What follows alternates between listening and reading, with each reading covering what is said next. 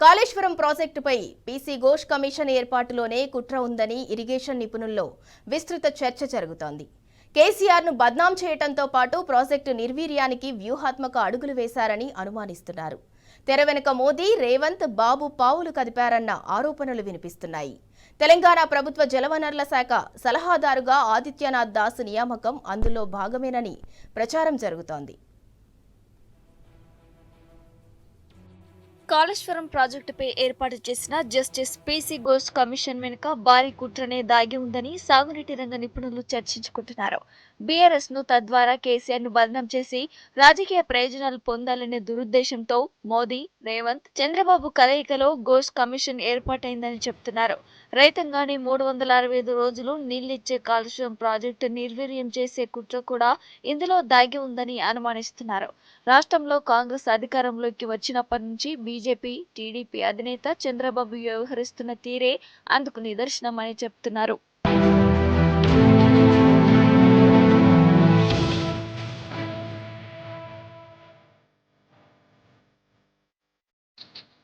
తెలంగాణ ప్రభుత్వ జలవనరుల శాఖ సలహాదారుగా ఆదిత్యనాథ్ దాస్ నియామకం అందులో భాగమేనని అంటున్నారు.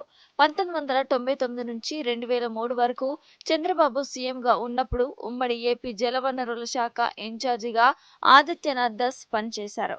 రాష్ట్రం విడిపోయిన తర్వాత 2014-19 వరకు చంద్రబాబు విభజిత ఏపీ సీఎంగా ఉన్నప్పుడు ఇరిగేషన్ శాఖ చీఫ్ సెక్రటరీగా వ్యవహరించారు. ఆ తర్వాత జగన్మోహన్ రెడ్డి సీఎంగా ఉన్నప్పుడు చీఫ్ సెక్రటరీగా పనిచేశారు. ఉద్యోగ విరమణ అనంతరం ఢిల్లీలో ఏపీ ప్రభుత్వ ప్రతినిధిగా కొనసాగారు. మొత్తంగా గడిచిన 10 ఏళ్ల పాటు ఏపీ ప్రభుత్వ సేవలోనే ఉన్నారు. ఆ 10 ఏళ్ల కాలంలో తెలంగాణ నీటి హక్కులను కాలరాసేందుకు ఏపీ ప్రభుత్వం తరపున ఆదిత్యనాథ్ కీలకంగా పనిచేశారు. కాళేశ్వరంతో సహా కృష్ణా, గోదావరి బేసిన్లో తెలంగాణ నీళ్ల వాటాకు వ్యతిరేకంగా ఏపీ తరపున పోరాడారు. తెలంగాణకు బద్ధ వ్యతిరేకిగా ఆదిత్యనాథ్ వ్యవహరించారు.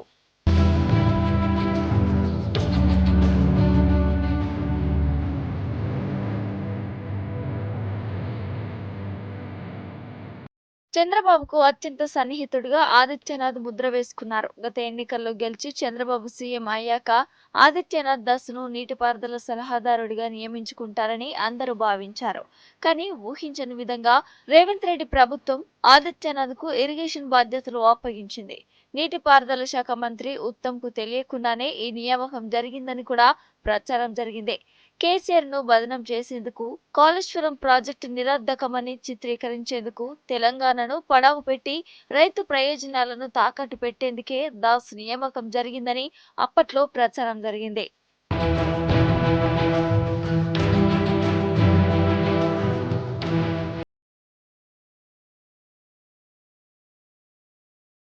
జస్టిస్ పీసీ ఘోష్, ఆదిత్యనాథ్ దాస్ కలిసి కోల్కతాలో నివేదికను వండివార్చారని నిపుణులు ఆరోపిస్తున్నారు.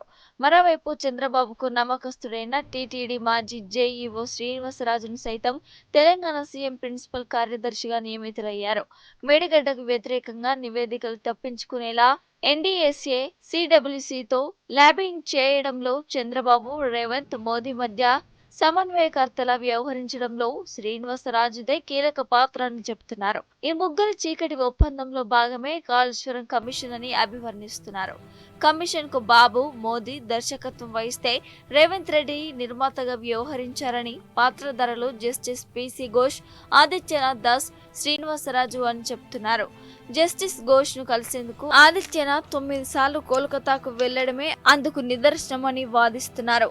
కోల్కతాలో ఘోష్ ను ఆదిత్యనాథ్ కలవలేదని రేవంత్ నిరూపించగలరా? సెల్ ఫోన్ గూగుల్ లొకేషన్లను బయటపెట్టగలరా? చంద్రబాబు, రేవంత్ చెప్పినట్టు కాళేశ్వరం నివేదికను సిద్ధం చేయలేదని చెప్పగలరా అని నీటి రంగ నిపుణులు సవాల్ విసురుతున్నారు.